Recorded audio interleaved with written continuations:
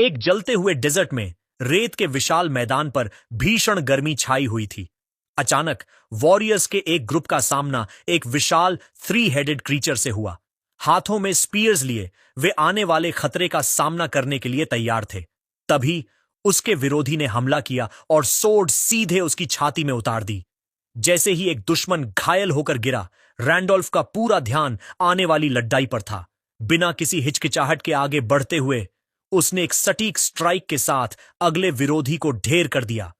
हमलों की बौछार के बाद उसने अपनी ताकत वापस पाने के लिए एक गहरी सांस ली। जवाब में वे चिल्लाए और उसे एक मॉन्स्ट्रस रेच कहने लगे। लड़ाई का बोझ महसूस करते हुए वह अपनी सोर्ड के सहारे झुक गया। मौका देखते ही लीडर चिल्लाया, इस थके हुए मॉन्स्टर को मार डालो। खून बह रहा था, लेकिन उसकी नजर सभी दुश्मनों पर जमी हुई थी। घायल और थका होने के बावजूद उसके होंठों पर एक डिफाइंट स्माइल आ गई। भारी सांसें लेते हुए उसने आखिरी बार अपना सिर उठाया। अंत में वह चिल्लाते हुए आगे बढ़ते ग्रुप की ओर भागा और छलांग लगा दी।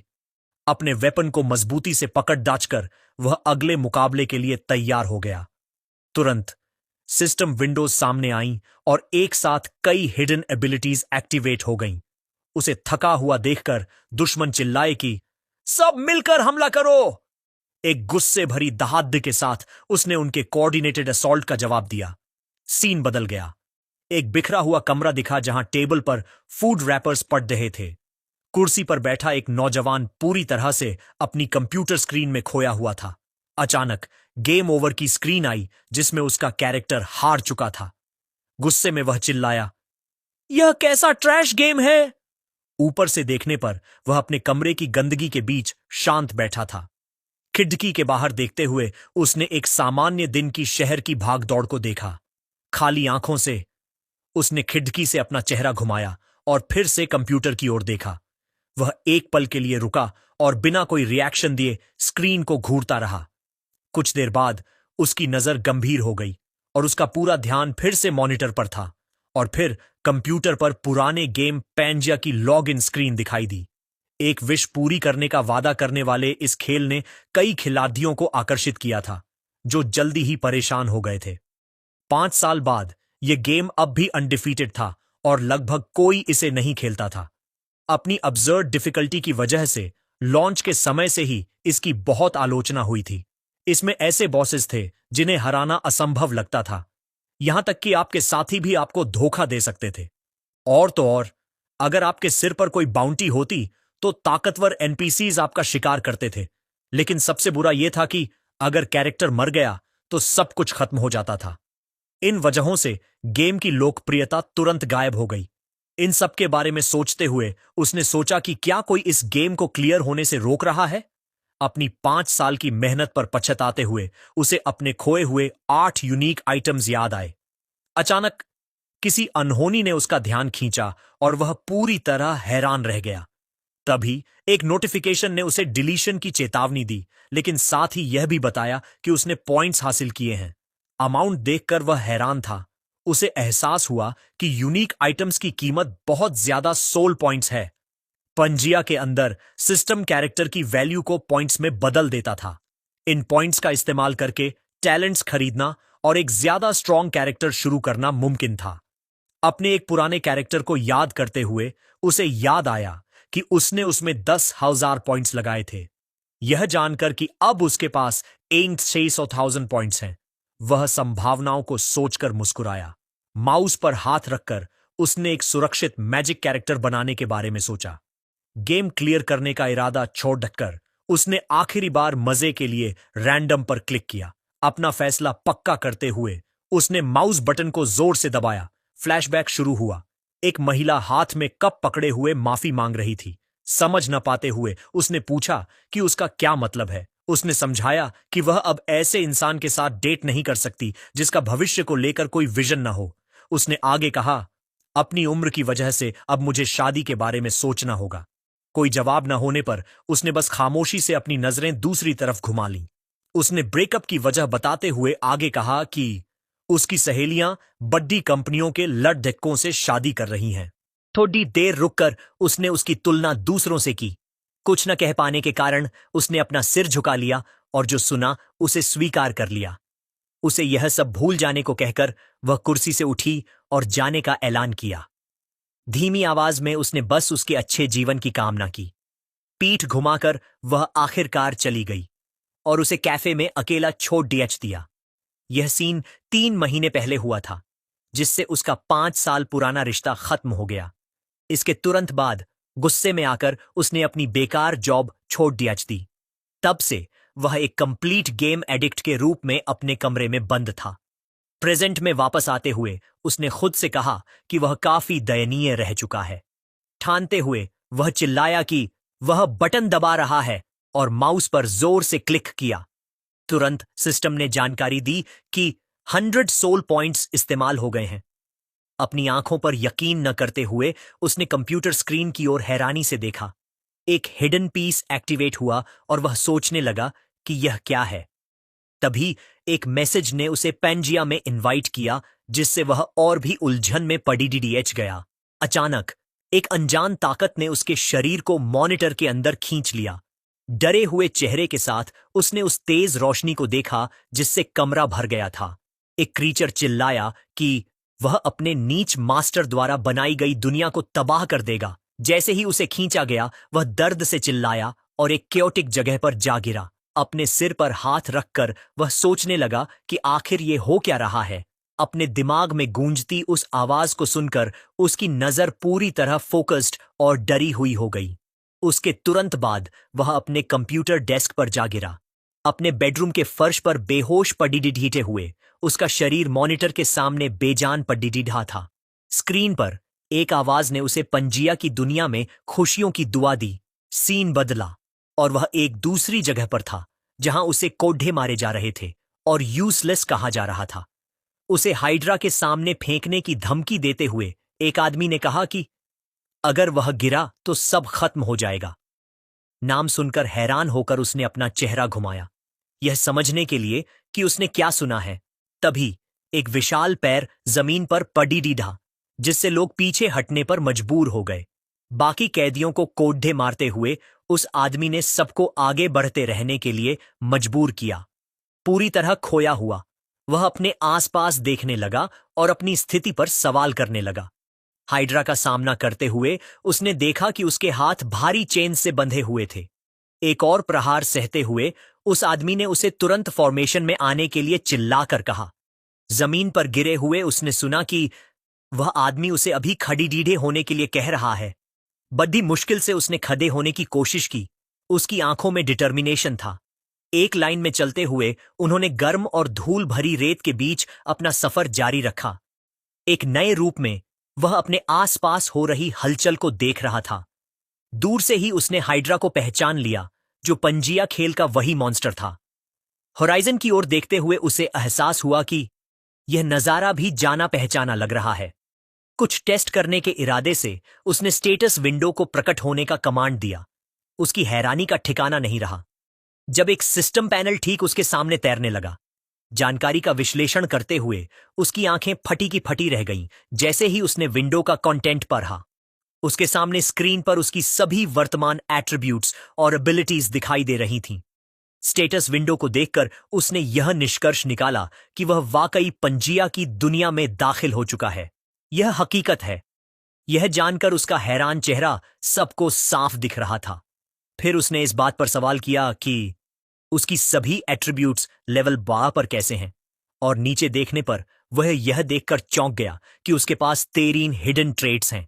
अचानक सभी कैदी रुक गए और हैरानी से एक ही दिशा में देखने लगे। कुछ समझ न आते हुए वह इधर उधर देखने लगा और यह समझने की कोशिश करने लगा कि आखिर हो क्या रहा है। यहां तक कि जो गार्ड पहले शांत थे अब वे काफी ज्यादा तनाव में लग रहे थे। होराइजन पर फौज के आने से धूल का एक गुब्बार उठा।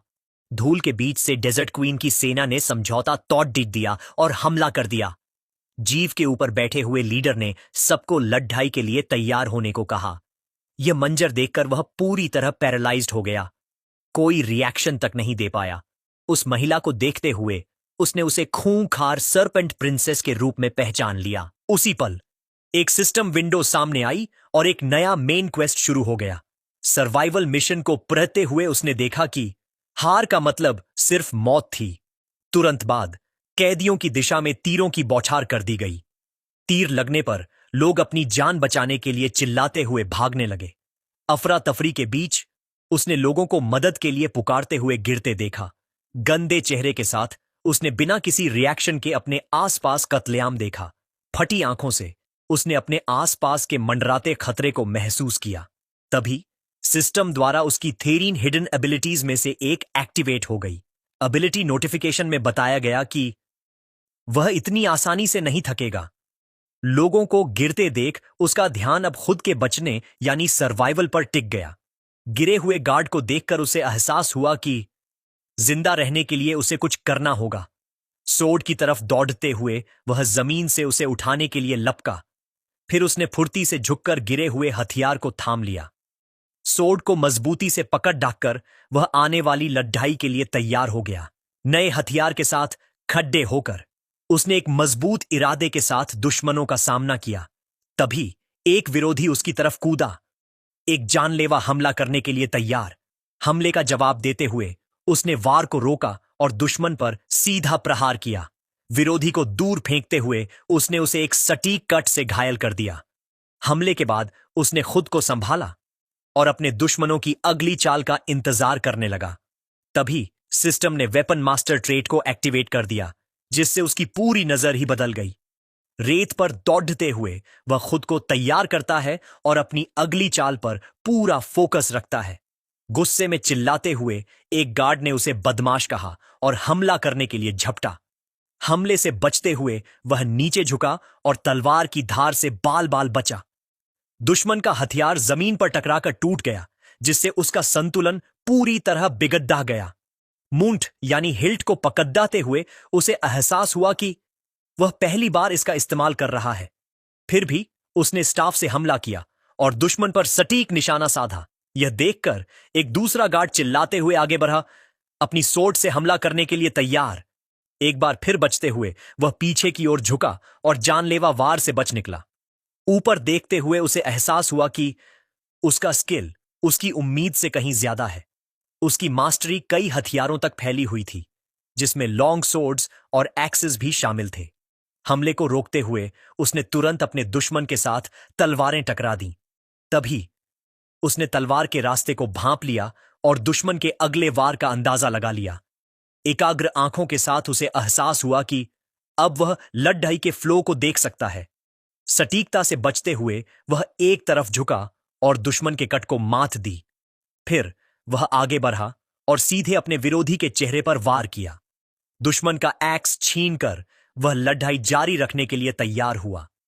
नए हथियार के साथ उसने बिना सोचे समझे अगले गार्ड पर हमला कर दिया। गार्ड की विनती को अनसुना करते हुए उसने बेरहमी और फुर्ती से अपना वार पूरा किया। थका हुआ होने के कारण वह अपनी सोर्ड के सहारे टिक गया और बाकी बचे गार्ड्स का सामना करने लगा। अपनी सांसें बहाल करने की कोशिश करते हुए उसकी नजर अपने सामने खड़े दुश्मनों पर टिकी रही। यह मंजर देखकर गार्ड्स ने उसे नीच कहा और इस स्थिति पर सवाल किया। तभी सिस्टम ने एक और ट्रेट एक्टिवेट किया, जिससे उसकी वेपन प्रोफिशिएंसी बढ़ गई। उसे एहसास हुआ कि उसकी प्रोफिशिएंसी पहले से ही लेवल 6 पर है, जो एक नाइट की होती है। अपनी सोर्ड को पकड़ ढाते हुए वह समझ गया कि उसके हिडन ट्रेट्स ही उसकी आखिरी उम्मीद है। लेकिन 500 दुश्मनों का सामना करते हुए उसने ऐसे मिशन के पीछे की नीयत पर सवाल उठाया। सीन थ्रोन रूम में बदला, जहां सर्पेंट प्रिंसेस अपनी क्वीन के सामने घुटनों पर बैठी थी।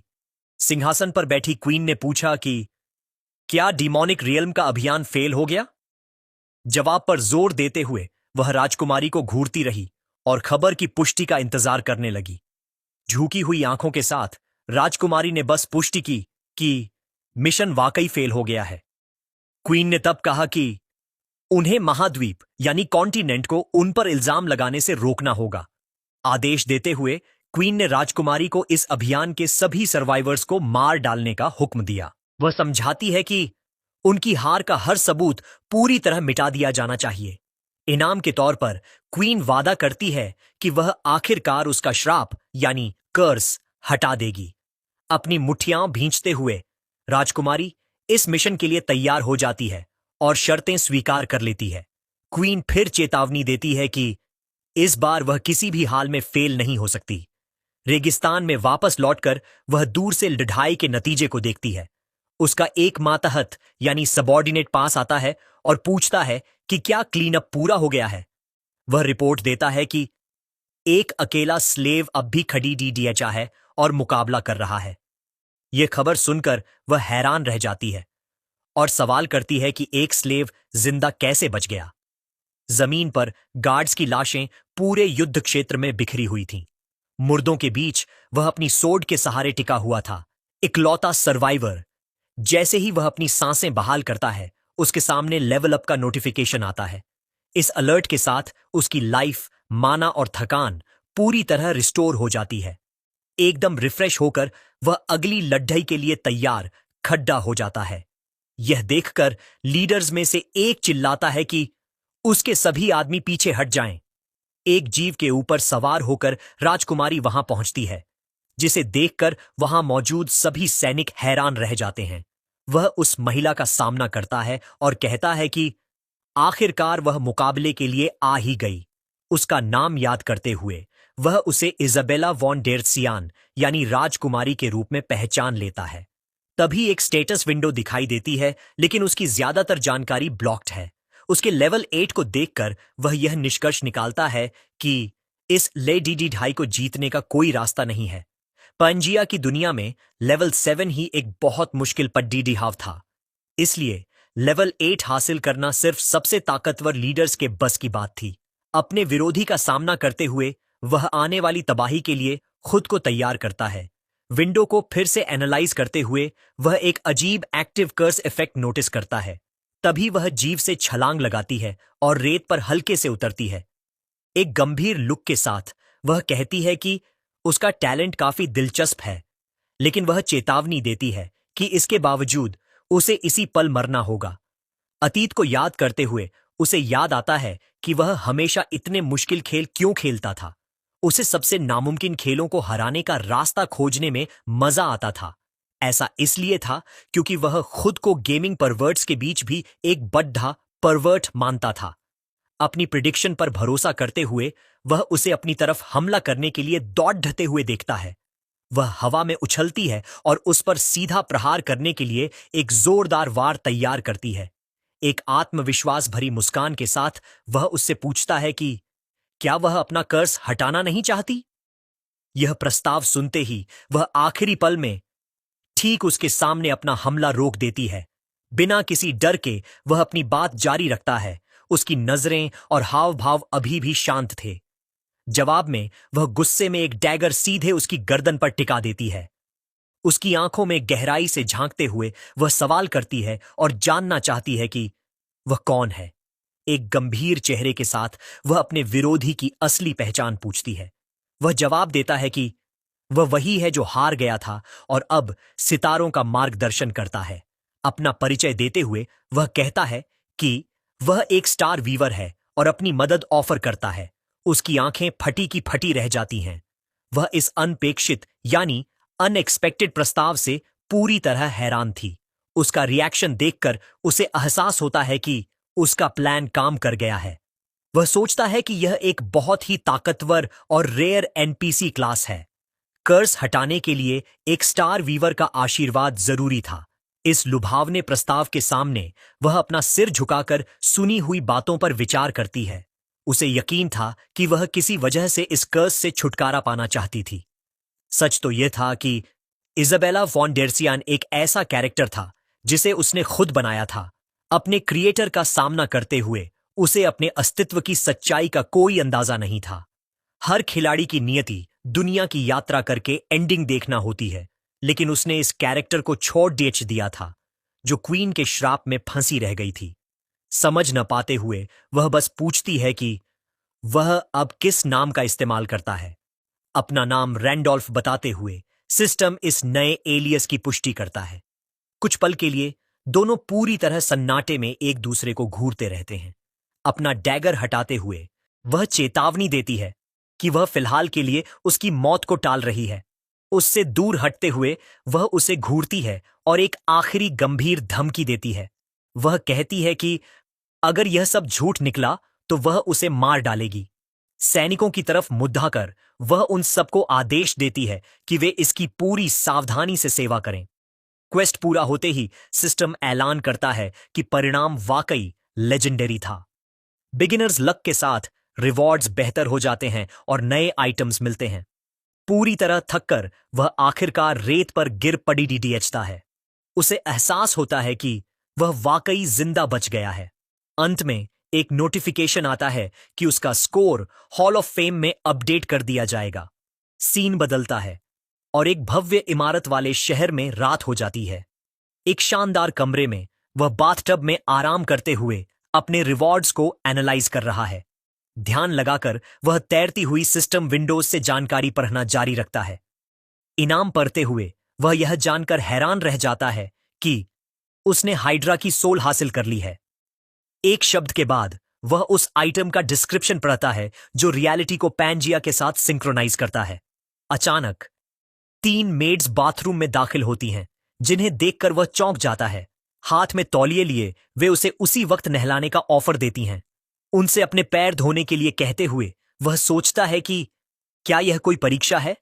तभी एक मेड पास आती है और सावधानी से उसका हाथ धोने लगती है। इजाबेला की मेड्स को पहचानते हुए वह जानता है कि वह कोई रिएक्शन नहीं दे सकता, इसलिए वह खुद को काबू में रखने और अपने इंस्टिंक्ट्स पर काबू पाने की जद्दोजहद करता है। अपनी नजरों को दूसरी तरफ मोड़ते हुए वह इस बात पर पूरा ध्यान देता है कि किसी को उस पर कोई शक न हो। अचानक एक मेड की सांसें थम गईं, क्योंकि उसने अपने सामने कुछ ऐसा देखा जिसकी उसे उम्मीद नहीं थी। घबराहट में वह इस स्थिति को सुलझाने के लिए स्टेटस विंडो को बुलाता है। हालातों से उलझन में पड्डाढ़ा हुआ वह यह समझने की कोशिश करता है कि आखिर अभी क्या हुआ। विंडो को पढ़ते हुए उसे पता चलता है कि दुनिया के बीच की सीमा यानी बाउंड्री खत्म हो रही है। सब कुछ समझते हुए वह स्टेटस विंडो द्वारा दिखाई गई जानकारी को पढ़ना जारी रखता है। तभी हॉल ऑफ फेम खुलता है, जिसमें वह रैंकिंग में पहले नंबर पर दिखाई देता है। फिर एक मेड उससे स्टार वीवर होने के बारे में सवाल करती है। एक हैरान चेहरे के साथ वह कुछ ऐसा नोटिस करता है जिस पर उसने अब तक ध्यान नहीं दिया था। नामों को पहचानते हुए वह समझ जाता है कि दूसरे खिलाड़ियों को भी पैंजिया में बुलाया गया है, लेकिन उसी पल एक और जानकारी उसका ध्यान और भी ज्यादा खींच लेती है। नोटिफिकेशन देखते ही उसे पता चलता है कि आखिरकार लॉग आउट फंक्शन एक्टिवेट हो गया है। मौके को भांपते हुए वह समझ जाता है कि वह आखिरकार इस शापित खेल से बाहर निकल सकता है। मेड्स को जाने का इशारा करते हुए वह उन सब को बाहर जाने के लिए कहता है, क्योंकि उसे सितारों से संवाद यानी कम्युनिकेट करना है। वह चेतावनी देता है कि अगर बातचीत में कोई चूक हुई तो वह अपनी शक्तियां खो सकता है। यह स्पष्टीकरण सुनकर मेड को समझ नहीं आता कि वह क्या करे। उसे अच्छी बातचीत की दुआ देते हुए वे वहां से चली जाती हैं और बाथरूम का बड्ढा दरवाजा बंद कर देती है। आखिरकार अकेला होने पर वह अपनी योजना पर काम शुरू करता है। राहत महसूस करते हुए वह इस बात का जश्न मनाता है कि उसका यह कमजोर सा बहाना काम कर गया। बाथटब से बाहर निकलते हुए वह स्वीकार करता है कि वह यह सोचकर घबरा गया था कि वह यहीं फंस जाएगा। हमेशा के लिए विदा लेते हुए वह लॉग आउट बटन दबाने के लिए तैयार होता है। एक त्वरित स्पर्श के साथ वह आखिरकार खेल से बाहर निकलने के लिए बटन दबा देता है। तभी सिस्टम लॉग आउट की प्रक्रिया शुरू करता है और उसे इंतजार करने के लिए कहता है। लॉग आउट होते समय सिस्टम चेतावनी देता है कि खेल में होने वाली मौत असलियत में भी सच है। हकीकत में वापस आने पर सबसे पहली चीज जो उसे दिखती है वह है उसका खाली कमरा, लेकिन खिड़की के बाहर देखते ही उसे पूरा शहर आग और तबाही की चपेट में दिखता है। सड़कों पर लोग इस तबाही के बीच मदद के लिए चिल्लाते हुए बदहवास भाग रहे हैं। आग के बीच से एक विशाल जीव निकलता है, जिससे और भी ज्यादा दहशत और तबाही मच जाती है। उसके फोन की स्क्रीन पर एक इमरजेंसी डिजास्टर मैसेज दिखाई देता है। इस मंजर को देखकर हैरान होते हुए वह सोचता है कि आखिर बाहर यह क्या हो रहा है। अचानक एक विशाल मॉन्स्टर का सिर ठीक उसकी खिड़की पर दिखाई देता है। जोर से चिल्लाते हुए वह जीव अपना मुंह खोलता है और कुछ बहुत ही अजीब चीज दिखाता है। इस नजारे से घबराकर वह चिल्लाता है और डर के मारे पीछे गिर जाता है। हर चीज पर सवाल उठाते हुए उसे समझ नहीं आता कि पंजिया के मॉन्स्टर्स असलियत में कैसे आ गए। तभी एक छोटी सुनहरी चीज उसके पास फर्श पर गिरती है। जमीन पर पडिढ़ा हुआ वह खेल का वही गोल्डन रूल फ्रैगमेंट था। अपने सर्वाइवल मिशन को याद करते हुए उसे याद आया कि कैसे वह दुश्मनों से घिरा हुआ था। उन लड़ाइयों को दोबारा जीते हुए उसे अपनी जंग और राजकुमारी से मिलना याद आया। एक डरे हुए चेहरे के साथ वह आखिरकार उस जीवंत सपने से जागा जो बिल्कुल सच लग रहा था। अपनी कुर्सी पर बैठे हुए उसने इधर उधर देखा और सोचा कि वह कहां है। अपने कमरे को देखकर उसने सोचा कि क्या वह वीडियो गेम खेलते समय बहुत देर तक सो गया था, लेकिन उसने तुरंत इस विचार को खारिज कर दिया, यह कहते हुए कि यह उन उपन्यासों यानी नॉवेल्स जैसा नहीं था। मेज की ओर देखते हुए उसने देखा कि खेल के कुछ आइटम्स ठीक उसके सामने प्रकट हो रहे हैं। उस फ्रैगमेंट को पकड़ डिडियाच कर वह चिल्लाया और सवाल किया कि क्या यह सब सच था। घबराहट में चिल्लाते हुए उसने एक बेताब इशारे में अपना हाथ जेब में डाला। अपने कंप्यूटर की ओर दौड़ते हुए उसने पाया कि खेल का पेज अब मौजूद ही नहीं है। साइट को बंद देखकर उसने सोचा कि यह कब से ऐसा है। अचानक उसने बाहर लोगों की मदद के लिए चिल्लाने की आवाजें सुनी। खिड़की के माध्यम से एक मॉन्स्टर ने एक आदमी पर हमला किया और उसे जोर से जमीन पर पटक दिया। उस आदमी के गिरते ही दूसरे लोग दूर भागने लगे। सड्डिडिचिक पर पुलिस मॉन्स्टर्स पर गोलियां चला रही थी और रेडियो पर बैकअप मांग रही थी। एक अलर्ट मिलते ही उसने खिड़की के बाहर देखा और सवाल किया कि यह क्या हो रहा है। उस जीव को देखकर उसने सोचा कि पंजिया के मॉन्स्टर्स उसकी दुनिया में क्यों हैं। पीछे गिरते हुए उसने अनजाने में वह सुनहरी चीज फर्श पर गिरा दी। उस मैसेज को याद करते हुए वह समझ गया कि दुनिया के बीच की सीमा खत्म हो रही है। पूरी तरह घबराया हुआ वह इधर उधर देखने लगा। उसे समझ नहीं आ रहा था कि अब क्या करे। फर्श पर हाथ रखते हुए उसने आखिरकार वह गिरी हुई सुनहरी चीज उठा ली।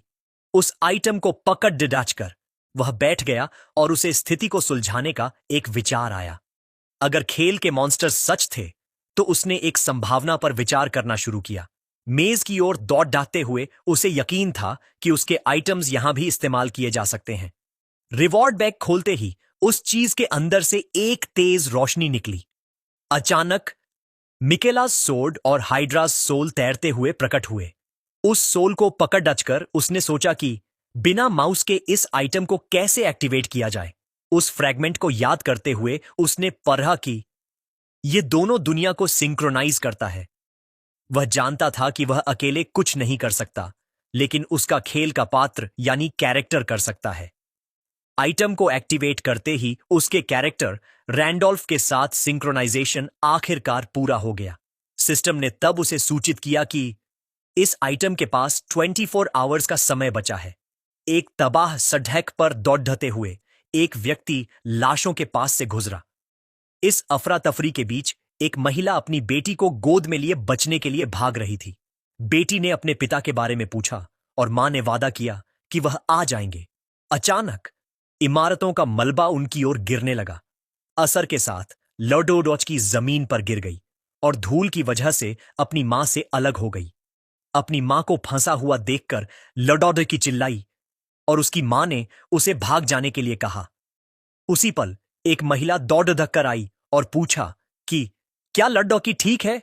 घायल मां ने उस महिला से बच्चे को ले जाने और दूर भागने के लिए कहा। एक दृढ़ संकल्प वाले चेहरे के साथ उस महिला ने उन्हें बचाने के लिए फैसला किया। माफी मांगते हुए उसने वादा किया कि वह बच्चे को सुरक्षित जगह ले जाएगी। अपना चेहरा एक तरफ घुमाते हुए उसने देखा कि एक नया खतरा तेजी से बरछ रहा है। इससे पहले कि वह कोई रिएक्शन दे पाती, एक मॉन्स्टर ने हमला कर दिया और अपने पंजों से उसके शरीर को चीर दिया। बच्चे को थामे हुए उसने उस मॉन्स्टर का सामना किया। आने वाले खतरे से सुन्न पड्डी हुई। अचानक एक तेज हमले ने हवा को चीर दिया और कुछ ही सेकंड में उनके पास से गुजर गया।